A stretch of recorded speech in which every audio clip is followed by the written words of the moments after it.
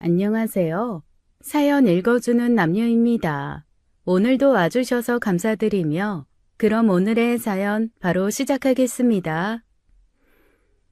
밤 11시가 넘어서야 겨우 잠자리에 들었어요.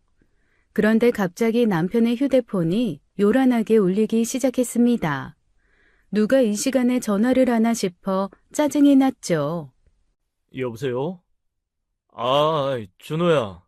무슨 일이야, 이 시간에?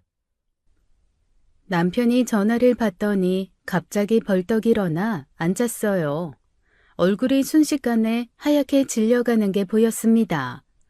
뭔가 심상치 않은 일이 생긴 것 같았죠. 석진이가 일주일 넘게 연락이 안 된다고? 그게 무슨 소리야? 형, 진짜 이상해요. 석진이한테 아무리 전화해도 안 받고, 카톡도 안 읽어요. 사무실에도 안 나온다고 하던데, 혹시 형님은 연락 받으신 거 없어요? 아니, 나도 못 받았어.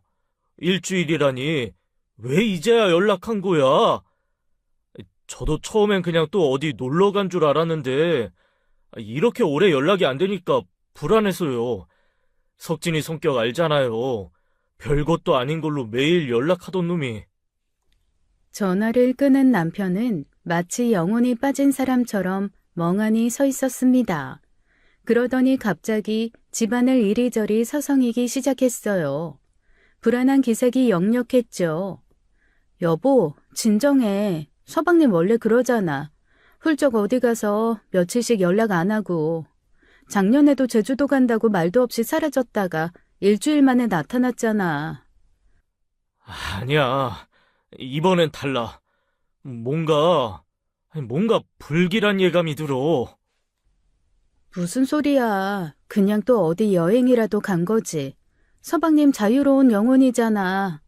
아유, 철없다. 하지만 남편은 제 말을 듣지 않았어요. 휴대폰을 꺼내더니 미친 듯이 여기저기 전화를 걸기 시작했습니다. 시동생과 친한 사람들 번호를 하나하나 누르며 안절부절 못했죠. 여보세요? 저 서구인데요. 혹시 우리 석진이 연락 받으셨어요? 아니요. 그럼 혹시 어디 간다는 얘기라도, 네? 모르신다고요? 전화를 끊고는 또 다른 번호를 눌렀어요. 같은 질문을 반복하고 같은 대답을 들었습니다. 아무도 시동생의 행방을 아는 사람이 없었죠. 이상해. 석진이가 단 한 번도 나한테 말 안 하고 어디 간 적이 없어. 어딜 가면 나한테는 꼭 연락하는데, 분명 무슨 일이 생긴 거야. 시계를 보니 어느새 새벽 2시가 넘어 있었어요. 하지만 남편은 잠자리에 들 생각조차 하지 않았습니다. 계속해서 휴대폰만 들여다보며 시동생에게 전화를 걸었죠. 석진아, 나야 형이야. 전화 좀 받아, 제발. 무슨 일 있으면 연락해. 걱정되잖아. 연결음만 울리다가 끊어지는 전화. 남편의 얼굴에는 점점 더 짙은 그림자가 드리워졌어요. 저도 처음엔 대수롭지 않게 생각했는데 남편이 저렇게 불안해하는 모습을 보니 덩달아 불안해지기 시작했습니다. 창밖은 칠흑 같은 어둠이었고 집안에는 불길한 침묵만이 감돌았죠. 뭔가 끔찍한 일이 일어날 것만 같은 예감이 들었어요. 서방님은 어릴 적부터 말썽꾸러기였어요. 학교에서는 싸움을 일삼고 집에서는 반항만 했다고 들었습니다. 부모님이 일찍 돌아가신 후로는 더 심해졌죠. 남편은 그런 동생을 끔찍히도 아꼈어요. 유일한 혈육이라며 부모님 대신 자기가 돌봐야 한다면서요. 그 마음은 이해하지만 도가 지나쳤습니다. 서방님이 사업한다며 큰돈을 빌렸다가 실패했을 때도 그랬어요. 빚쟁이들이 집까지 찾아왔는데 남편이 다 해결해줬죠. 우리 적금까지 깨가면서 말입니다. 당신 이건 아니야. 서방님 뒤치다꺼리를 언제까지 할 거야? 이번엔 좀 혼나게 놔둬. 그래야 정신 차리지. 어떻게 그런 말을 해? 걔 내 동생이야. 부모님 돌아가시고 나밖에 없는데 내가 안 도와주면 누가 도와줘? 도와주는 것도 정도가 있지. 매번 이렇게 뒤치다꺼리만 해주니까 철이 안 드는 거야. 당신이 오히려 서방님을 망치고 있다고. 여보, 제발. 석진이 얘기 그만하자. 걔도 언젠가는 철들 거야. 아직 어려서 그래. 어려서라니요. 서방님이 벌써 30이 넘었는데 말입니다. 한숨만 나왔죠. 작년에는 술 먹고 음주운전하다가 경찰에 걸렸어요. 면허 취소에 벌금까지 나왔는데 그것도 남편이 다 처리해줬습니다. 경찰서에서 서방님은 형한테 미안하다는 말 한마디 없었다고 해요. 괜찮아. 다치지만 않았으면 됐어. 다음부터 조심해. 형, 나 택시비도 좀 줘. 차 없으니까 불편해 죽겠네. 그래? 얼마면 되니? 일단 이거 받고 필요하면 더 말해. 그런 식이었어요. 서방님은 형의 도움을 당연하게 여겼고 남편은 그런 동생을 끝없이 감쌌습니다. 저는 볼 때마다 속이 터졌죠. 서방님은 대체 언제 철들 건데? 평생 이렇게 살 거야? 석진이는 어릴 때 부모님 잃고 상처가 많아서 그래. 내가 좀 더 잘해줬어야 했는데. 당신이 뭘 더 잘해줘. 이미 충분하고도 넘쳐. 오히려 너무 잘해줘서 문제야. 하지만 남편은 제 말을 들으려 하지 않았어요. 동생 얘기만 나오면 이성을 잃는 사람이었습니다.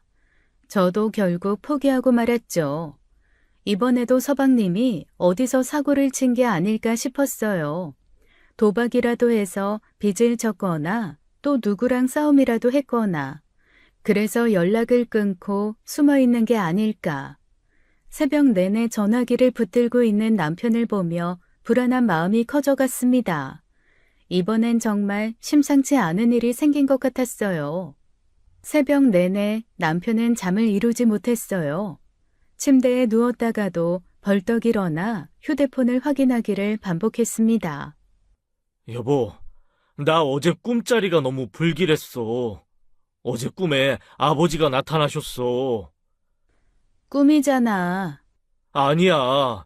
아버지가 꿈에서 석진이 잘 있냐고 계속 물으셨어. 지금 생각해보니 뭔가 나한테 말하실 게 있어서 꿈에 나타나신 것 같아. 뭔가 끔찍한 일이 생긴 것 같아.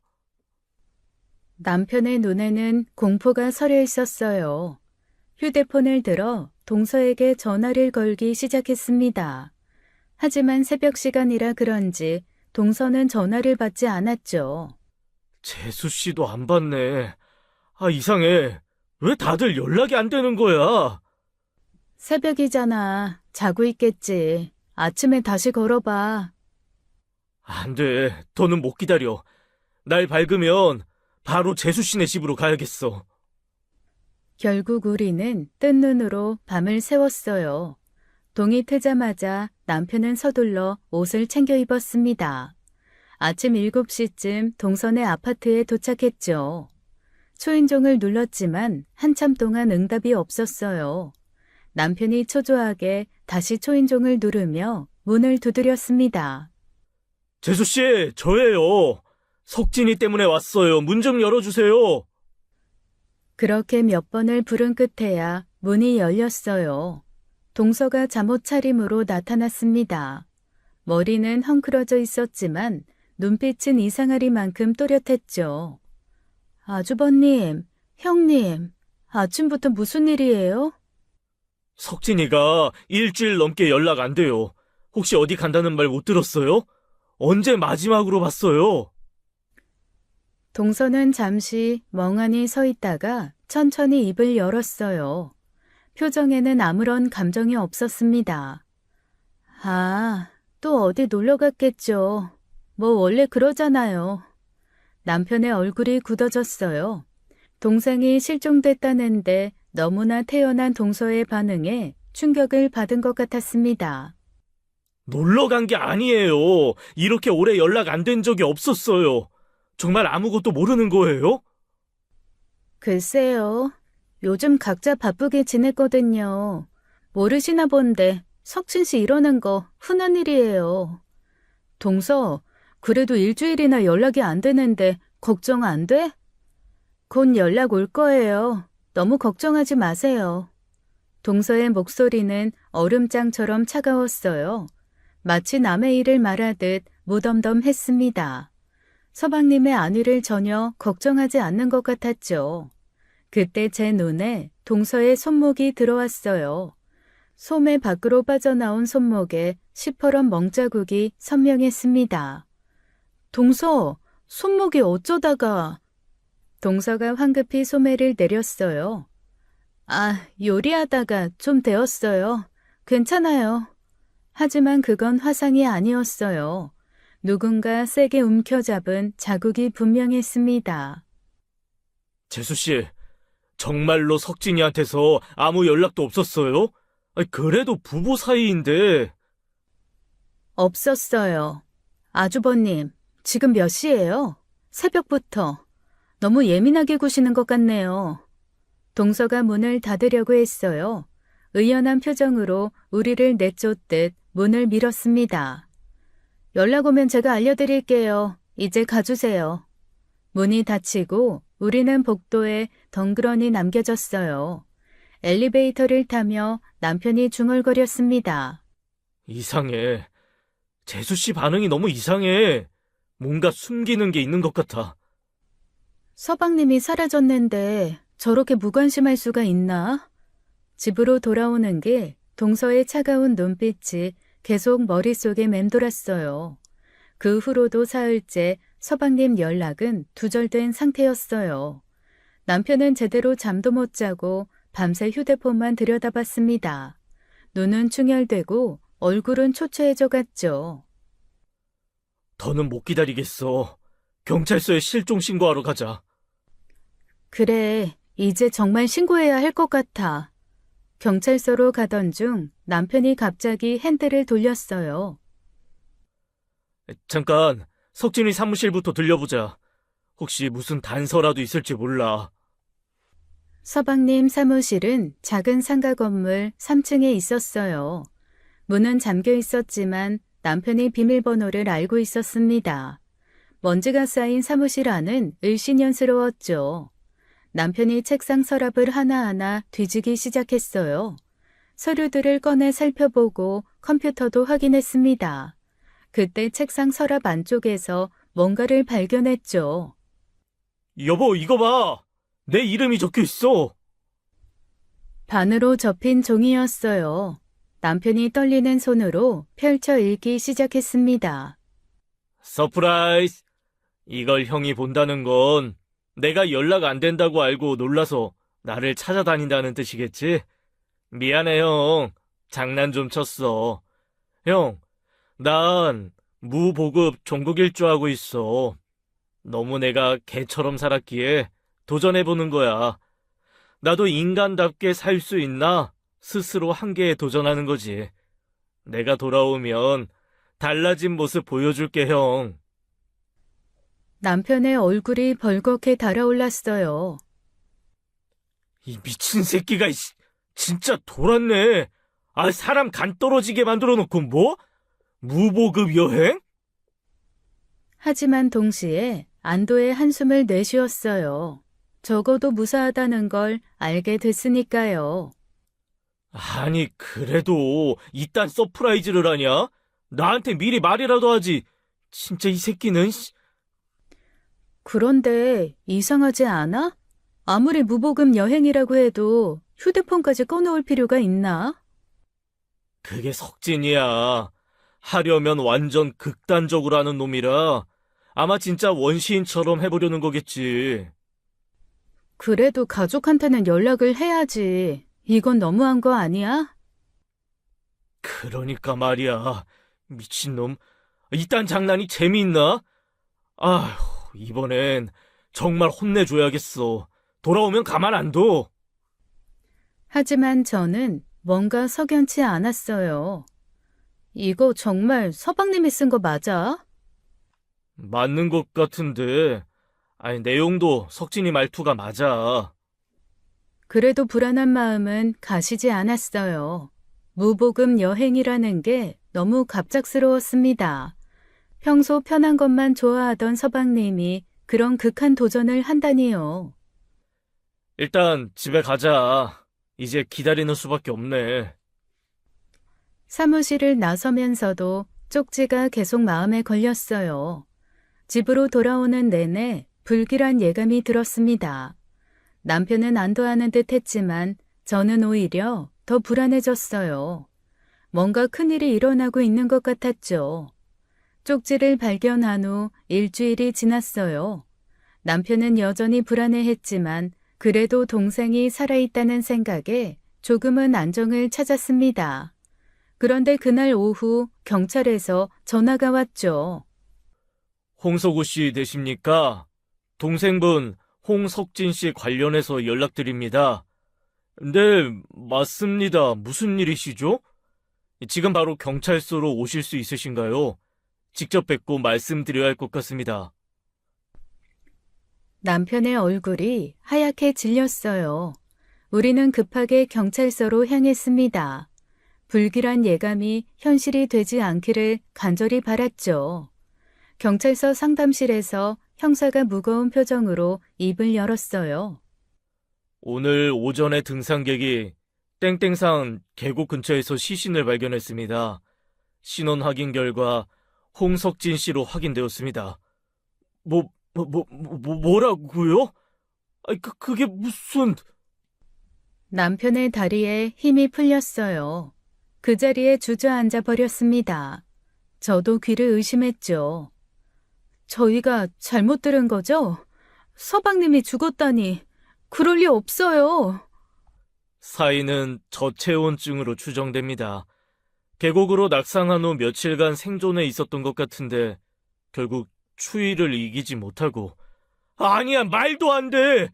무보급 여행 간다고 쪽지까지 남겼는데 걔가 왜 산에서... 경찰이 조심스럽게 말을 이었어요. 그런데 시신을 거만한 결과 머리 부분에 둔기로 맞은 흔적이 발견되었습니다. 둔기요? 네, 직접적인 사인은 아니지만 누군가 고의로 가격한 것으로 보입니다. 아마 그 충격으로 계곡에 떨어진 것 같습니다. 남편이 갑자기 벌떡 일어났어요. 눈이 충혈되고 온몸이 부들부들 떨렸습니다. 그럼 누가 죽인 거란 말이에요? 내 동생을 누가? 타살 가능성을 열어두고 수사 중입니다. 발견 당시 상황으로 봐서는 떨어진 후에도 며칠은 살아있었던 것 같습니다. 피를 흘리면서 움직인 흔적이 있었거든요. 그 말을 듣는 순간 남편이 무너졌어요. 바닥에 주저앉아 오열하기 시작했습니다. 석진아, 석진아, 얼마나 아팠을까? 얼마나 추웠을까? 형님 미안해. 저도 눈물이 났어요. 서방님이 계곡에서 홀로 죽어가는 모습이 떠올라 가슴이 찢어졌습니다. 며칠이나 피를 흘리며 살려달라고 외쳤을 텐데 그 모습이 머릿속에 그려져 눈물이 났죠.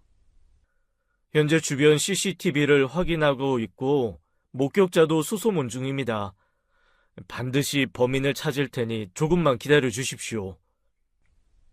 남편이 갑자기 경찰의 멱살을 잡았어요. 기다려? 내 동생이 그렇게 죽었는데 기다리라고? 당장 범인 잡아서 내 앞에 데려와. 내가 직접 죽여버릴 테니까.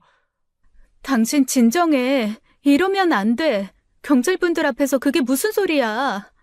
경찰들이 남편을 겨우 진정시켰어요. 남편은 이를 갈며 중얼거렸습니다. 반드시 찾아낼 거야. 석진이 이렇게 만든 놈, 내 손으로 갚아줄 거야. 경찰서를 나서는 남편의 눈에는 복수심만 가득했어요. 서방님의 죽음이 단순한 사고가 아니라는 사실에 분노가 끌어올랐습니다. 이제 시작이었어요. 진짜 악몽의 시작이었습니다. 장례식장은 무거운 침묵으로 가득했어요. 조문객들이 하나둘 돌아가고 밤이 깊어갈수록 남편의 상태는 더 심각해졌습니다. 소주병을 연달아 비우며 혼자 중얼거렸죠. 석진아, 내가 반드시 그 새끼 찾아낼 거야. 네가 얼마나 아팠을지, 얼마나 무서웠을지. 그러다 갑자기 벌떡 일어나 소리를 질렀어요. 다 나와! 여기 있는 놈들 중에 범인이 있을 거야. 누가 내 동생 죽였어? 말해! 당신, 제발 진정해. 사람들이 다 보고 있잖아. 이러면 서방님도 슬퍼해. 진정? 내 동생이 그렇게 죽었는데 어떻게 진정해? 범인 찾으면 내 손으로 똑같이 계곡에 밀어버릴 거야. 대가리를 깨서 죽여버릴 거야. 조문객들이 수군거리며 불편해했어요. 그때 제 눈에 동서가 들어왔습니다. 장례식장 구석에 혼자 앉아 있었는데 표정이 너무나 담담했죠. 눈물 한 방울 흘리지 않고 그저 허공만 바라보고 있었어요. 남편이 무너져 있는 것과는 너무나 대조적이었습니다. 저는 조심스럽게 동서에게 다가갔죠. 동서, 괜찮아? 동서가 천천히 고개를 들어 저를 봤어요. 눈빛이 섬뜩할 정도로 차가웠습니다. 많이 슬프지. 동서가 입꼬리를 살짝 올렸어요. 그리고 낮은 목소리로 말했습니다. 잘 죽었어요.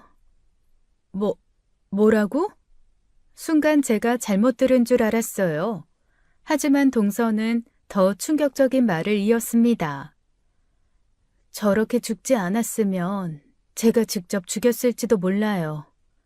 온몸에 소름이 돋았어요.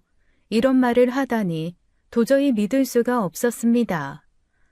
동서, 도대체 무슨 일이 있었어? 왜 그런 무서운 말을? 동서가 저를 빤히 쳐다봤어요. 무언가 말하려는 듯 입을 열었다가 다시 다물었습니다. 잠시 침묵이 흐른 후 고개를 돌렸죠. 아무것도 아니에요. 잊어버리세요. 아니, 방금 그런 말을 해놓고 아무것도 아니라니. 서방님이 뭘 잘못했어? 하지만 동서는 입을 굳게 다물어 버렸어요. 그리고는 자리에서 벌떡 일어났습니다. 저 먼저 가볼게요. 좀 쉬다가 내일 올게요. 동서, 잠깐! 아직 장례 끝나지도 않았는데.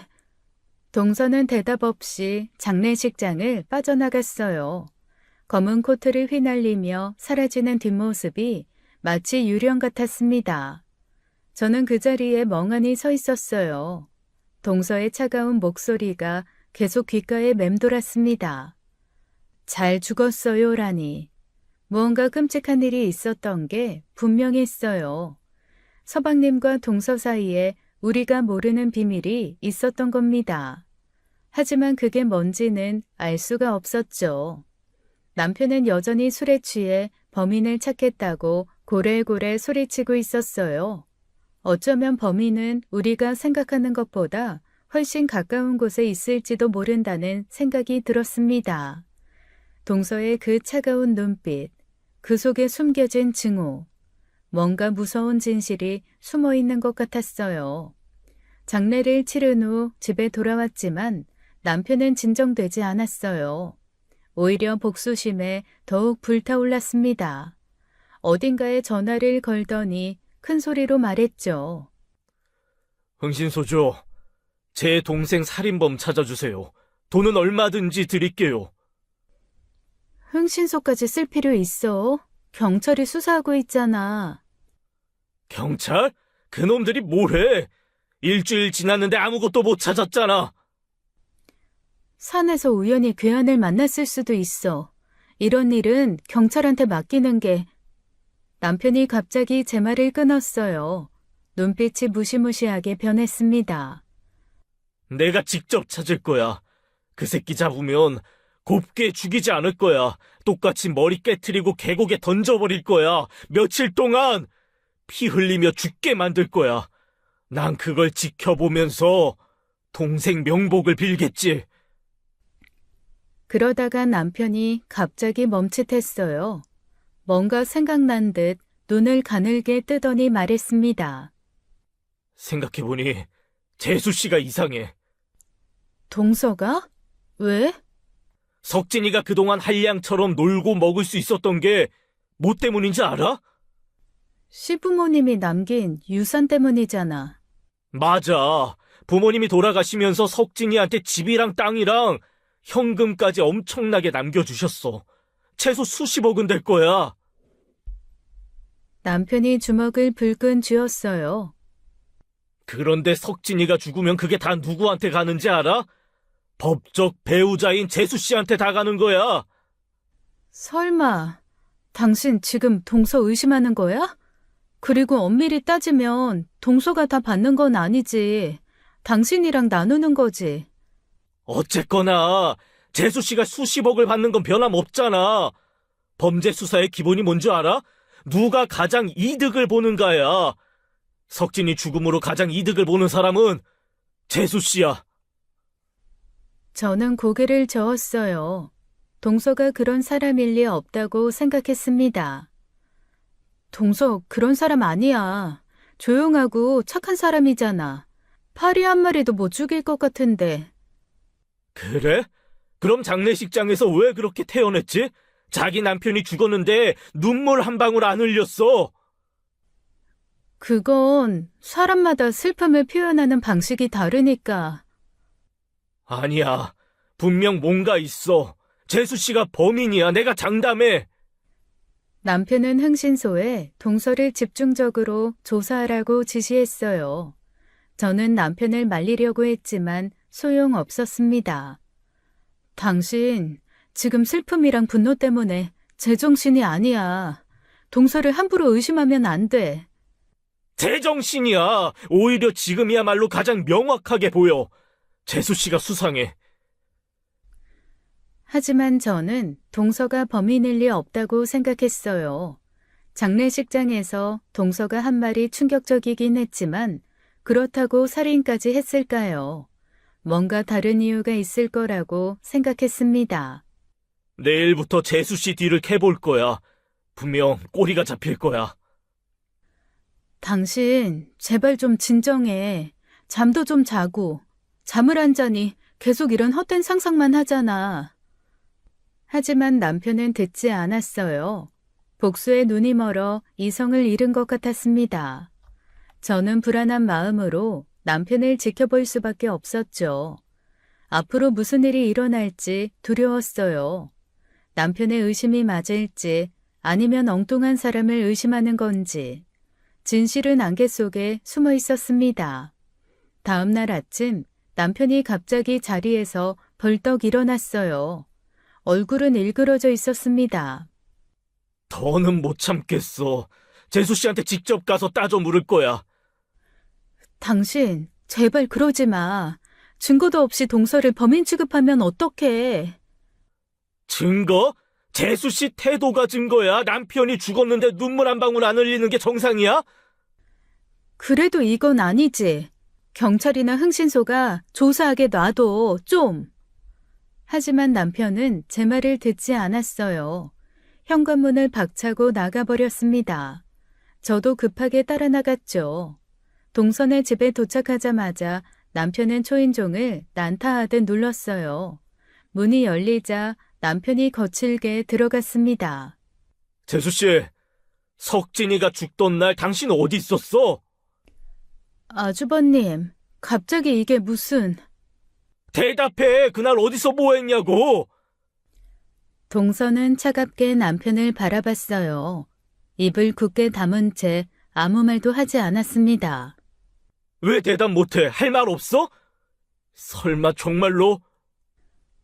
제가 어디에 있었든 그게 아주버님이랑 무슨 상관이에요? 상관 있지. 내 동생이 죽었는데 당신이 가장 의심스러워. 동서가 코웃음을 쳤어요. 그 표정이 너무나 차가웠습니다. 그 사람은 평소에도 이곳저곳에서 원한을 사고 다녔어요. 어디서 죽어도 이상할 게 없는 인간이었어요. 아주버님도 알지 않아요? 뭐? 지금 뭐라고 했어? 사실대로 말한 거예요. 술 마시고 행패 부리고 사람들한테 못되게 굴고 원수가 한둘이 아니었을 거예요. 아니에요? 남편의 얼굴이 벌겋게 달아올랐어요. 그러더니 갑자기 테이블 위에 화병을 집어 들었습니다. 쨍그랑 화병이 벽에 부딪혀 산산조각이 났어요. 남편은 미친 듯이 집안의 물건들을 집어 던지기 시작했습니다. 네가 죽였지? 유산 때문에 죽인 거 맞지? 인정해! 액자가 날아가고 그릇이 깨졌어요. 동서는 소리 한번 지르지 않고 차갑게 서 있었습니다. 아주버님, 제발 나가주세요. 경찰 부를 거예요. 불러! 같이 가서 당신이 범인이라고 말할 거니까! 당신, 제발 그만해. 이러다가 진짜 큰일 나. 저는 남편의 팔을 붙잡고 필사적으로 끌어당겼어요. 남편이 동서에게 손을 댈까봐 무서웠습니다. 동서, 미안해. 우리 먼저 갈게. 간신히 남편을 끌고 밖으로 나왔어요. 남편은 계속 발버둥 치며 소리를 질렀습니다. 놔! 전현이 분명히 범인이야! 저 태도 봐! 저게 남편 잃은 사람 태도야?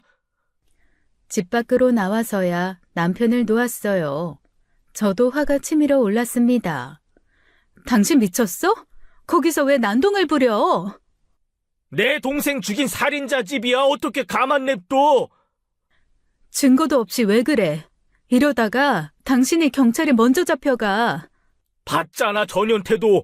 저렇게 차갑고 무덤덤한데 범인이 아니면 뭐야? 범인이면 더 슬픈 척 연기를 했겠지. 뭐? 남편은 여전히 흥분해서 헐떡거렸어요. 동서에 대한 의심은 더욱 커진 것 같았습니다. 당신, 정말 이러면 안 돼. 서방님 때문에 슬픈 거 알지만 이러지 마. 제발 정신 차려. 하지만 남편의 눈에는 복수심만 가득했어요. 이미 이성을 잃은 것 같았습니다. 다음 날 오전, 저는 혼자서 동선의 집을 다시 찾아갔어요. 어제 남편이 저지른 일을 사과하고 차분하게 대화를 해보려고 했습니다. 초인종을 누르자 동서가 경계하는 표정으로 문을 열었죠. 또 왜 오셨어요? 동서, 어제는 정말 미안했어. 남편이 너무 흥분해서. 오늘은 혼자 오셨네요. 차분하게 얘기하고 싶어서. 잠깐만 시간 좀 줄래? 동서가 마지못해 저를 안으로 들였어요. 거실은 어제 남편이 부순 흔적이 그대로 남아 있었습니다. 미안한 마음이 들었죠. 동서, 내가 아는 동서는 절대 그런 일 할 사람 아니야. 난 믿어. 그러니까 제발 사건 당시 어디 있었는지만 말해줘. 왜요? 아주버님한테 가서 일러 바칠 거예요? 아니야. 오해를 풀어야 남편이 더 이상 동서를 괴롭히지 않을 거야. 부탁이야. 동서는 한참을 침묵하다가 입을 열었어요. 저는 그 일과 아무 상관없어요. 오히려 형님이 알아야 할 게 따로 있는데. 뭔데? 그 사람, 내연녀가 있었어요. 순간 귀를 의심했어요. 서방님이 바람을 피웠다니요. 그게 무슨 소리야? 서방님이 불륜을 했다고? 네, 꽤 오래됐어요. 제가 모르는 줄 알았나 본데 저도 다 알고 있었죠.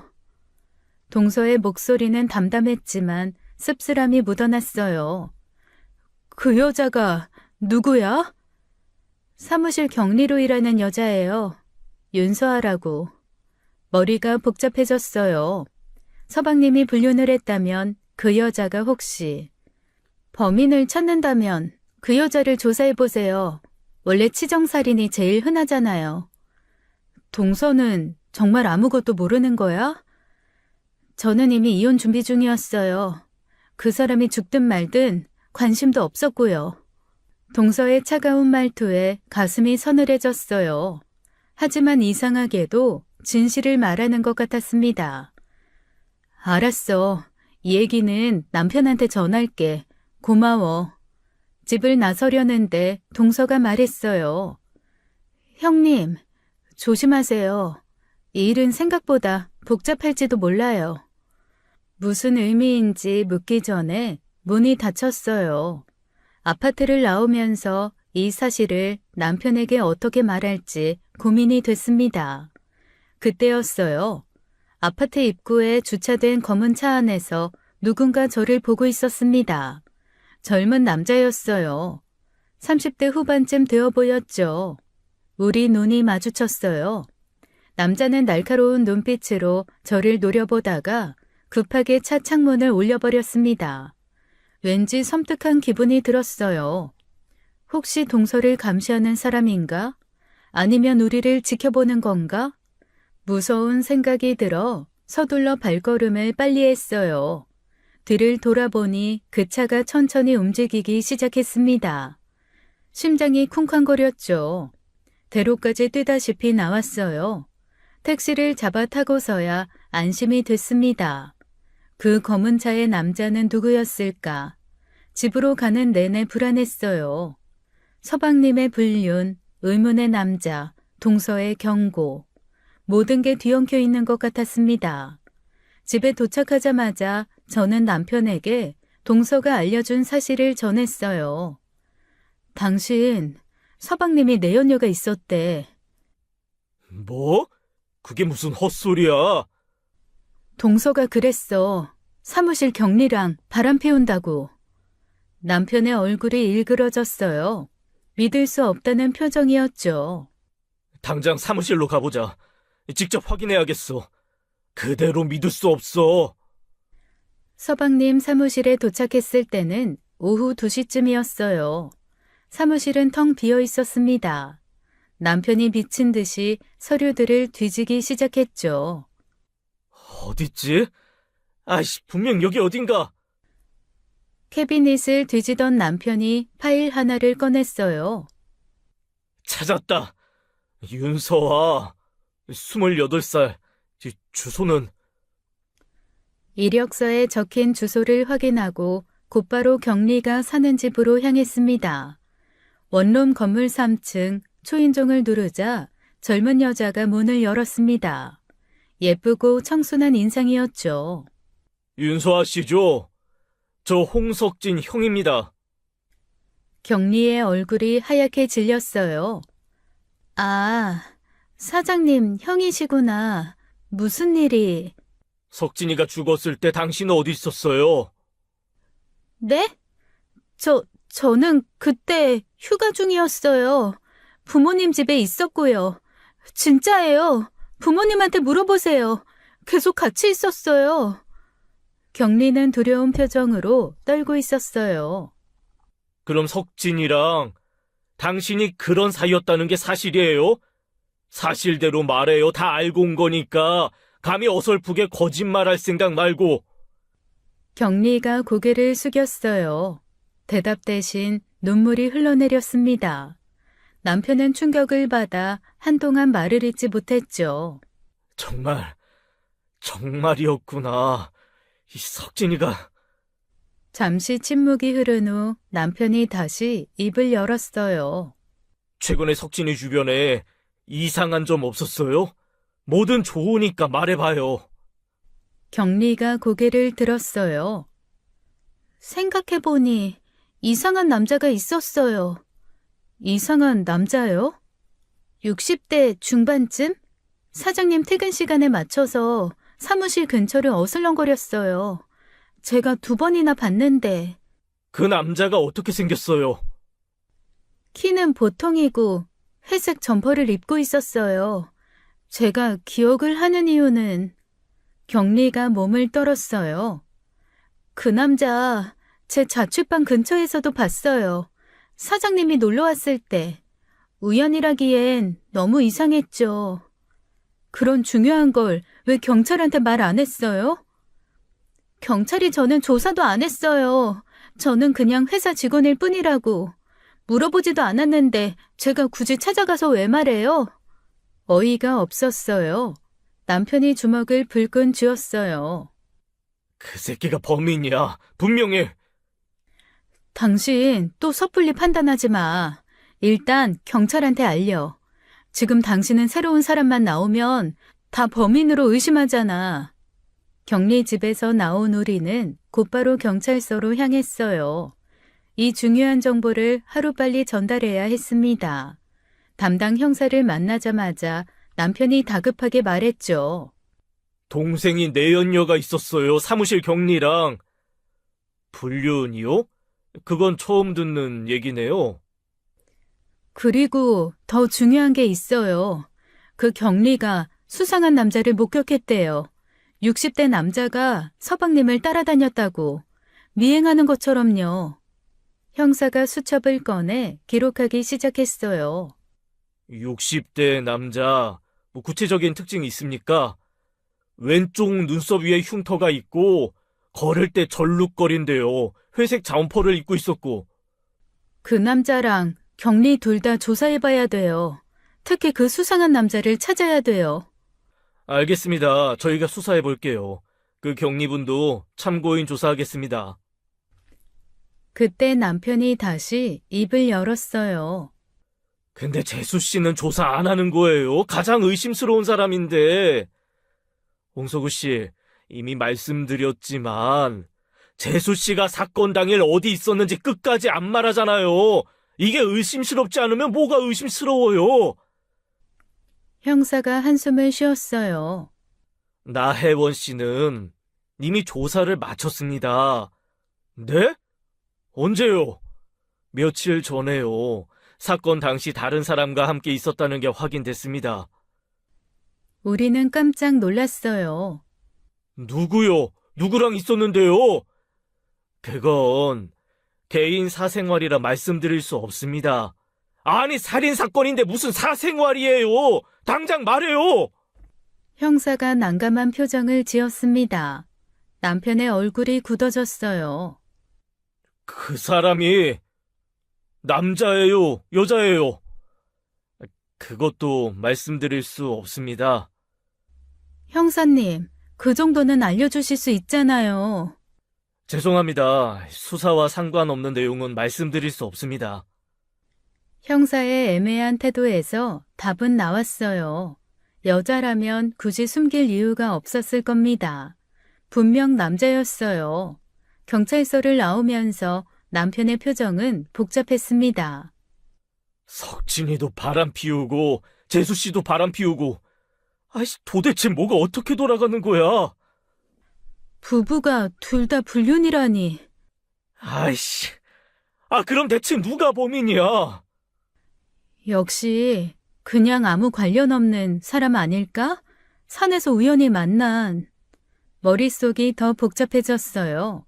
서방님의 내연녀, 동서의 내연남, 의문의 60대 남자. 용의자만 늘어나고 있었습니다. 일단 흥신소에 연락해야겠어. 재수 씨가 누구랑 있었는지 알아내야 해. 그건 왜? 당신 이제 그만하면 안 돼? 그만하다니 이제 시작이야. 불안한 예감이 들었어요. 이 사건은 우리가 생각한 것보다 훨씬 더 복잡한 것 같았습니다. 남편은 휴대폰을 꺼내 흥신소에 전화를 걸었어요. 네, 저 홍서구입니다. 급하게 조사해 줄 게 있어요. 재수 씨가 사건 당시 누군가와 함께 있었대요. 그 사람이 누군지 알아내 주세요. 알겠습니다. 최대한 빨리 조사하겠습니다. 돈은 얼마든지 줄 테니 확실하게 알아내요. 3일이 지났어요. 남편은 그동안 잠도 제대로 못 자며 흥신소 연락만 기다렸습니다. 드디어 전화가 왔죠. 조사 결과 나왔습니다. 누구예요? 재수 씨랑 있던 사람이 나혜원 씨가 근무하는 동물병원 원장입니다. 차진혁이라는 남성이에요. 남편의 얼굴이 일그러졌어요. 동물병원 원장? 네, 두 사람은 사건 당시 원장 집에서 일주일간 함께 지냈습니다. 일주일이나요? 배달 음식 주문 기록, 아파트 CCTV 다 확인했습니다. 두 사람은 외출도 안 하고 계속 집안에만 있었어요. 남편이 주먹을 불끈 쥐었어요. 온몸이 부들부들 떨렸습니다. 그럼 재수 씨도 불륜을 했다는 게 확실한 거네요. 정황상 그렇게 보입니다. 두 사람 관계는 꽤 오래된 것 같아요. 병원 직원들 사이에서도 소문이 있었다고 합니다. 전화를 끊은 남편은 분노가 폭발했어요. 미친놈들. 재수 씨도 석진이도 대체 둘이 뭔 짓을 한 거야? 진정해. 진정? 어떻게 진정을 해? 내 동생은 그 경린 언니랑 바람 피우고 재수 씨는 병원 원장이랑 바람 피우고 콩가루 집안이었는데. 남편이 테이블을 주먹으로 내리쳤어요. 둘 다 더러운 놈들이야. 당신, 장례식장에서 눈물 한 방울 안 흘린 이유가 이거였어? 남편 죽은 게 오히려 잘 됐다고 생각한 거겠지. 남편의 분노는 쉽게 가라앉지 않았어요. 그래도 이건 불륜이지, 살인은 아니잖아. 혹시 그 원장놈이? 무슨 소리야? 재수 씨랑 원장이 공모했을 수도 있잖아. 석진이 죽이고 유산을 챙기려고. 사람을 쓴 걸 수도 있지. 당신, 너무 비약이야. 증거도 없이. 증거? 내가 찾아낼 거야. 그 원장놈 가만 안 둬. 남편의 눈에는 광기가 서려 있었어요. 동생의 죽음, 불륜, 배신. 모든 게 뒤엉켜 남편을 미치게 만들고 있었어요. 남편은 복수심에 눈이 멀어버린 것 같았습니다. 제가 필사적으로 말렸지만 남편은 듣지 않았어요. 차키를 집어들고 밖으로 나가버렸습니다. 저도 급하게 따라 나갔죠. 당신은 집에 있어. 안 돼, 같이 가. 결국 저도 차에 올라탔어요. 남편은 미친 듯이 동물병원으로 향했습니다. 병원에 도착하자마자 거칠게 문을 열고 들어갔죠. 차진혁! 어디 있어? 나와! 대기실에 있던 사람들이 깜짝 놀랐어요. 진료실에서 한 남자가 나왔습니다. 동물병원 원장이었죠. 누구시죠? 무슨 일이? 퍽. 남편이 원장의 얼굴을 주먹으로 가격했어요. 원장이 바닥에 쓰러졌습니다. 내 동생 부인이랑 놀아날 새끼가 너냐? 유부녀랑 바람 피우는 게 재밌어? 그때 동서가 급하게 달려나왔어요. 아주버님, 뭐 하는 거예요? 그만하세요. 동서가 남편 앞을 가로막았어요. 남편이 분노에 찬 목소리로 소리쳤습니다. 남편이 죽었는데 다른 남자랑 일주일을 보냈다고? 어떻게 그럴 수가 있어? 동서도 지지 않고 큰 소리로 맞받아쳤어요. 그럼 그 사람은요? 그 사람도 바람 피웠잖아요. 왜 저만 나쁜 사람이에요? 그래도 그렇지 남편이 죽었는데. 동서가 웃었어요. 죽던 말던 무슨 상관이야. 그 사람이 나한테 어떻게 했는데. 동서, 무슨 소리야? 매일 때렸어요. 술만 마시면 주먹이 날아왔죠. 보세요. 여기도 다 그 사람이 때린 자국이에요. 동서가 소매를 걷어 올렸어요. 팔에 여러 개의 멍자국이 있었습니다. 어차피 이혼 준비 중이었어요. 더는 못 참겠더라고요. 그 지옥 같은 결혼 생활. 충격적이었어요. 서방님이 동서를 때렸다니요. 믿을 수가 없었습니다. 그 사람이 밖에서는 한량인 척했지만 집에서는 악마였어요. 원장이 일어나며 말했어요. 나혜원 씨는 피해자예요. 아무 잘못 없어요. 닥쳐. 유부녀 꼬신 주제 더 맞아볼래? 당신 그만해. 그만 좀 해. 제가 남편의 팔을 잡아 끌었어요. 더 큰 사고가 날 것 같았습니다. 너 아직 할 말이. 됐어. 이제 가. 간신히 남편을 끌고 병원을 나왔어요. 차에 타자마자 남편은 핸들을 쥐고 울분을 토했습니다. 집으로 돌아온 저는 남편에게 화를 냈어요. 대체 왜 자꾸 그렇게 성급하게 행동하는 거야? 이렇게 들쑤시고 다닌다고 범인이 나와? 어? 대체 왜 이러는 거야? 남편은 고개를 떨구었어요.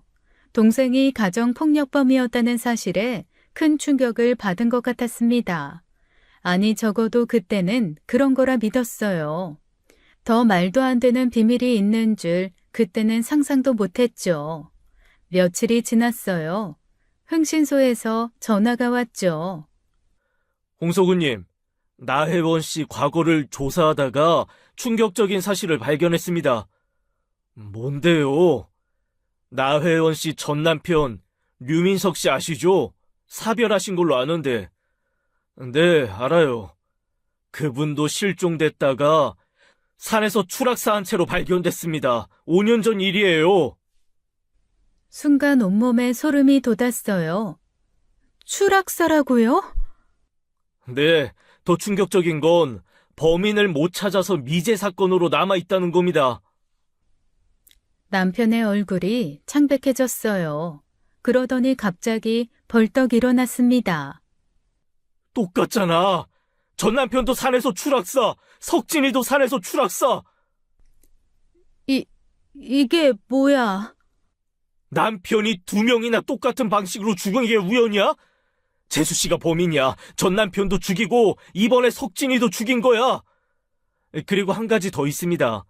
류민석 씨도 상당한 재산이 있었다고 해요. 사망 후 나혜원 씨가 모두 상속받았고요. 남편의 눈이 번뜩였어요. 봤지? 돈이야. 돈 때문에 남편들을 죽이는 거야. 하지만 동서는 알리바이가 있잖아. 원장이랑 있었다고. 그것도 짜고 친 거야. 원장이랑 공모해서 완벽한 알리바이를 만든 거라고. 하지만 CCTV는? 남편이 갑자기 현관으로 향했어요. 몰라. 사람을 썼나 보지. 당장 그년한테 가서 따져 물을 거야. 필요하면 패서라도 진실을 듣겠어. 여보, 일단 경찰에 알리자, 어? 하지만 남편은 제 말을 듣지 않았어요. 밖으로 뛰어나갔습니다. 저도 급하게 따라 나갔죠. 당신, 같이 가! 하지만 남편은 이미 차에 올라타고 있었어요. 제가 조수석 문을 열려고 했지만 잠겨 있었습니다. 뭐야? 문 열어! 당신은 집에 있어. 이건 내가 해결할 일이야. 당신은 방해만 돼. 안 돼! 당신 지금 이성 잃었어. 그러다가 큰일 낼 거야. 여보! 여보! 하지만 남편은 그대로 차를 출발시켰어요. 차가 빠르게 멀어져 갔습니다. 불길한 예감이 들었어요. 남편이 동서에게 무슨 짓을 할지 모릅니다. 전 남편도 같은 방식으로 죽었다는 사실에 남편은 완전히 이성을 잃은 것 같았어요. 택시를 잡으려고 했지만 쉽게 잡히지 않았어요. 초조한 마음에 계속 남편에게 전화를 걸었지만 받지 않았습니다. 무서운 생각이 들었어요. 2명의 남편이 똑같이 산에서 추락사. 정말 동서가 범인일까요? 아니면 끔찍한 우연일까요? 한참 만에 겨우 택시를 잡아탔어요. 택시 안에서 계속 남편에게 전화를 걸었지만 받지 않았습니다. 불안감이 점점 커져갔죠. 아저씨, 좀 빨리 가주세요. 급해요. 네, 알겠습니다. 손이 떨려서 휴대폰을 제대로 잡기도 힘들었어요. 남편이 동서에게 무슨 짓을 할지 무서웠습니다. 드디어 동선의 아파트에 도착했죠. 엘리베이터를 타고 올라가는 동안 심장이 미친 듯이 뛰었어요. 초인종을 누르자 동서가 문을 열었습니다. 평온한 표정이었어요. 동서, 형님, 무슨 일로? 동서, 우리 남편 여기 왔어? 아주버님이요? 아니요, 안 오셨는데요. 정말? 네, 무슨 일이세요? 이상했어요. 남편이 분명 동서내로 간다고 했는데 다시 남편에게 전화를 걸었지만 여전히 받지 않았습니다. 저는 생각했어요. 뭐지? 혹시 흥신소 사무실로 먼저 갔나? 자료를 더 받으려고. 그때 동서가 말했습니다. 형님, 아주버님이 왜 여기 오려고 했어요? 또 무슨 일이 있어요? 저는 분명 말했어요. 석진 씨 죽은 거 저랑 상관없다고. 아니, 그냥 물어볼 게 있다고 해서. 동서가 저를 빤히 쳐다봤어요. 그 눈빛이 묘하게 날카로웠습니다. 차라도 한잔 하고 가세요. 아니, 괜찮아. 집에 가야 금방이에요. 커피 내렸어요. 동서가 주방으로 가서 커피를 가져왔어요. 향긋한 커피 향이 났습니다. 하지만 그때 제 눈에 뭔가 들어왔어요. 싱크대에 빈 찻잔이 더 있었어요. 분명 2개였습니다. 방금 전에 누군가 여기 있었던 것 같았어요. 형님, 커피 식기 전에 드세요. 응. 커피잔을 들었다가 슬쩍 내려놓았어요. 왠지 불안했습니다. 바로 그때 제 휴대폰이 울렸습니다. 흥신소에서 걸려온 전화였죠. 동서가 바로 앞에 있어서 받기가 꺼림칙했어요. 전화를 무시했습니다. 그러자 곧바로 문자가 들어오기 시작했어요. 연달아 3개, 4개의 문자가 왔습니다. 동서가 저를 빤히 쳐다보고 있어서 조심스럽게 휴대폰을 확인했죠. 긴급 연락 주세요. 빨리 전화 좀 주십시오.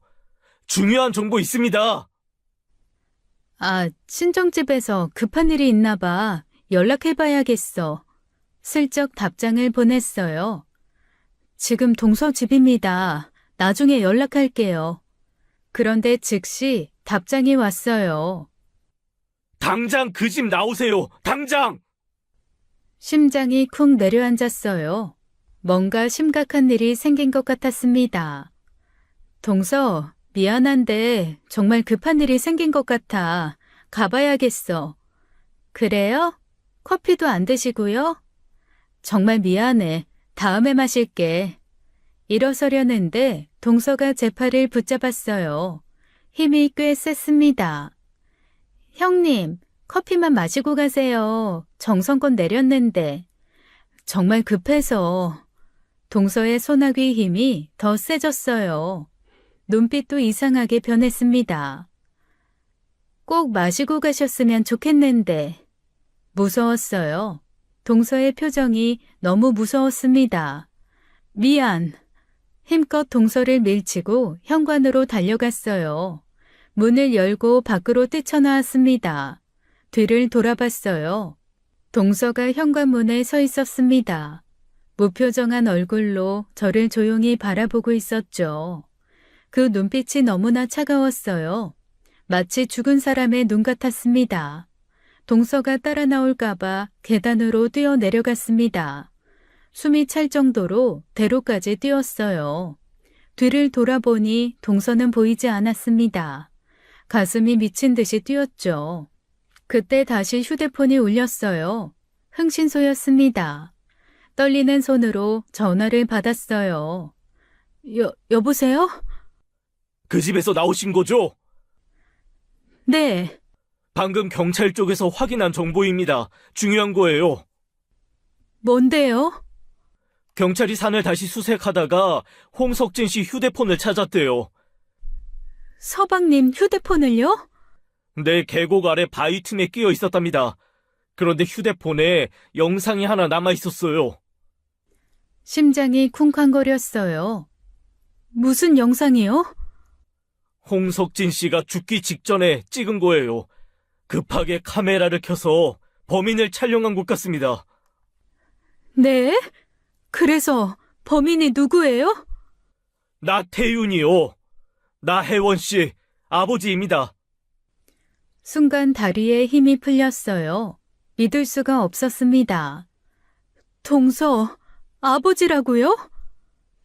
영상에 분명히 나와 있대요. 나태윤이 둔기로 홍석진 씨를 내리치는 장면이.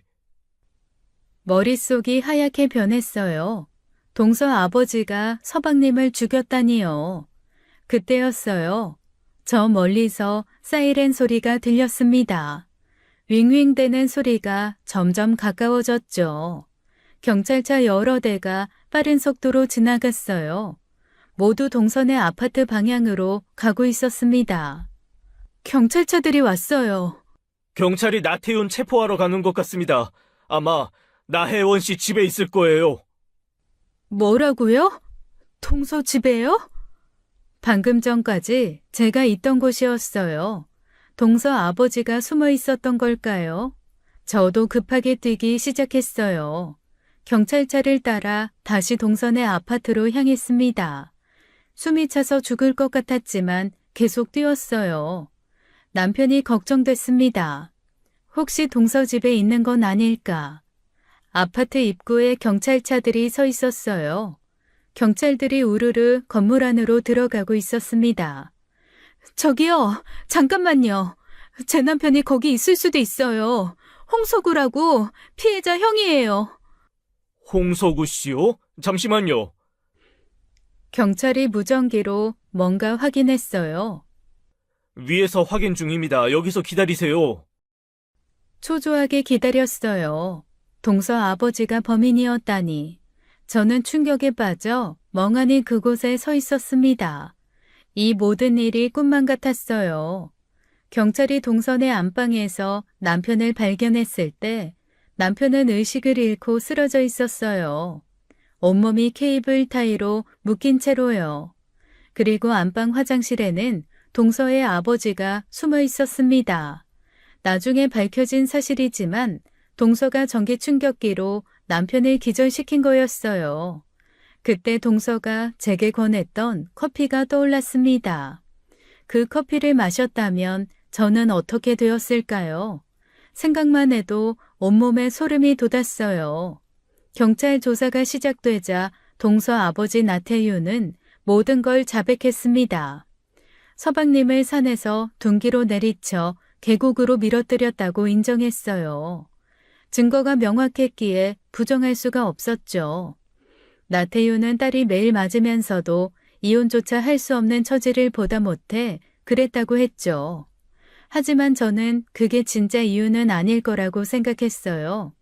서방님의 막대한 재산이 진짜 목적이었을 겁니다. 시부모님이 남긴 수십억의 유산, 그걸 노린 범행이었을 거예요. 전남편에게 했던 것처럼요. 경찰은 동서의 전남편 사건도 재수사하기로 했습니다. 산에서 추락사했다는 점, 미제로 남았다는 점이 너무나 유사했으니까요. 아마 그것도 나태윤의 짓이었을 겁니다. 재판이 열렸고 나태윤은 살인죄로 무기징역을 선고받았어요. 동서도 공범으로 인정되어 징역 15년을 받았습니다. 범행을 알면서도 은폐하고 남편을 감금하려 했으니까요. 남편은 다행히 큰 부상 없이 회복했어요. 저는 지금도 가끔 그날을 떠올립니다. 동서의 차가운 눈빛, 그 무표정한 얼굴을요. 처음부터 모든 걸 알고 있었던 그녀가 얼마나 무서운 사람이었는지. 서방님도 결코 선한 피해자는 아니었어요. 아내를 폭행하고 불륜을 저지르고 그렇게 살았으니까요. 하지만 그렇다고 죽어야 할 사람은 아니었습니다. 이제 모든 게 끝났어요. 하지만 그 상처는 평생 제 가슴에 남아있을 겁니다. 그날 밤 서방님이 실종됐다는 전화를 받는 순간부터 시작된 악몽. 그 악몽은 아직도 제게서 떠나지 않았어요. 지금까지 사연 읽어주는 남녀였습니다. 끝까지 시청해주신 여러분 감사드리며 저희는 다음 사연으로 돌아올게요. 감사합니다.